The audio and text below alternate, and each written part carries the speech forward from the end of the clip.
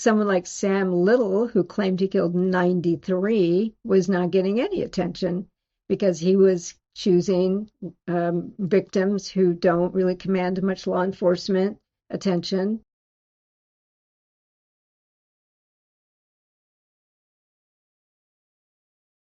What is kind of going on inside of their head? It's really hard to pinpoint what's going on inside their head in a generic sense because each case is its own trajectory toward violence. Some start in their teens, some start many years later when they're in their 50s. So what's going on in their head? Sometimes it's a fantasy. It's a fantasy of control or a fantasy of lust, and they imagine themselves doing something, and they keep thinking and rehearsing it over and over and over until one day they get an opportunity, and so then they just go for it and decide at that point, is it all it was cracked up to be in my fantasy?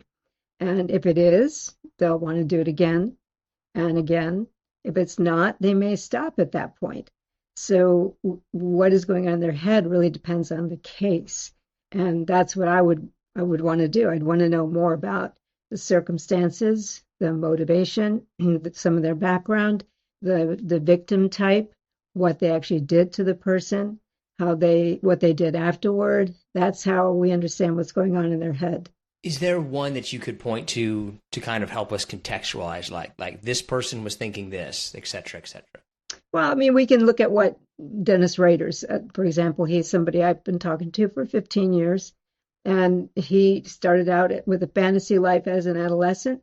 He would read True Detective magazines that his father hid under the car seat. And he saw things in these magazines that gave him a fantasy life, and especially with bondage, because he had a thing for ropes and for being bound himself. And he went into the military. He made himself a hit kit. Once he got out, he began to look for opportunities to experience this. He was a voyeur. He'd break into homes. He'd look through windows and kept this fantasy life alive and kind of aligned himself with the serial killers he'd read about, H.H. Holmes and Harvey Glattman, for example. He saw some of them during the 1970s getting headlines, and he wanted that for himself. So it was a gradual development, and then he got fired from a job that he really loved, which made him angry. He wanted to exert control, and he had already been watching a woman and her daughter, and so he broke into their house and he killed a family of 4 as his first victims. That's very unusual, but we can definitely see the trajectory from his adolescence to the point in his late 20s when he actually acted out, and then when he got away with it, wanted to do it again, but more carefully this time. Is that generally what you have seen? It's a buildup, or can it sometimes be a thing that just one day they go for it? It can be reactive. It can be anger based, for example, or it can be mission based. Like, let's say they have a religious delusion and they think that they have to do something with sex workers. That would be Gary Ridgway, for example, the Green River Killer. He thought of himself as helping the police clean up the streets.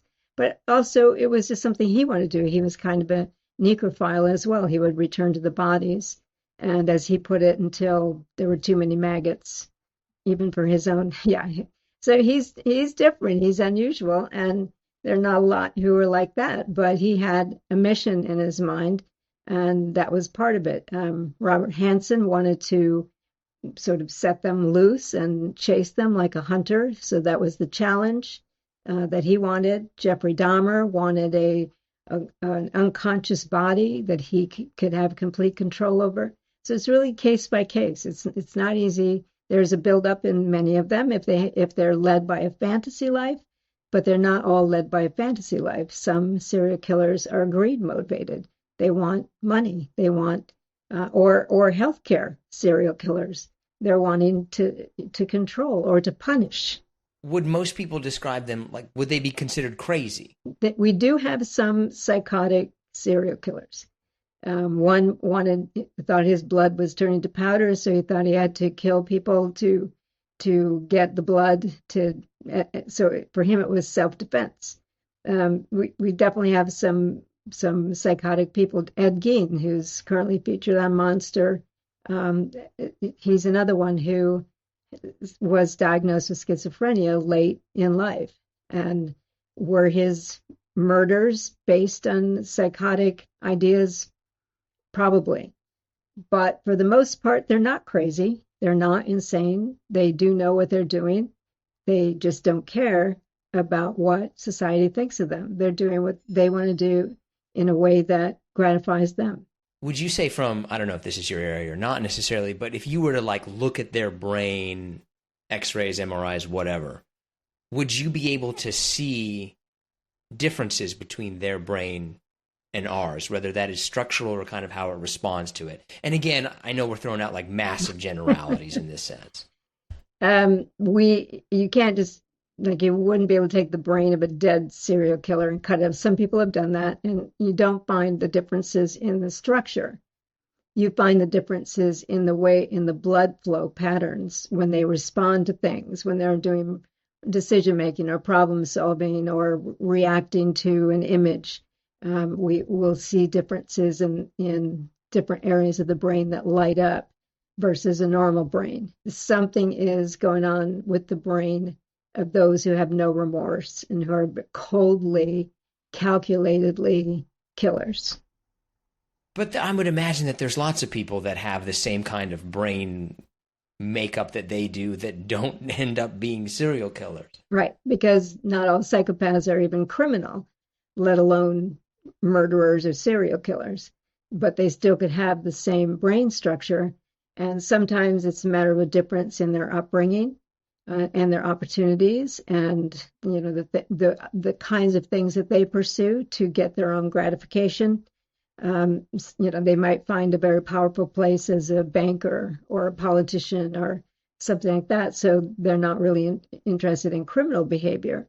But certainly the criminals who are psychopaths are the most unrelenting and remorseless group of serial killers. And that's typically who we're most fascinated by because we can't understand that mental state.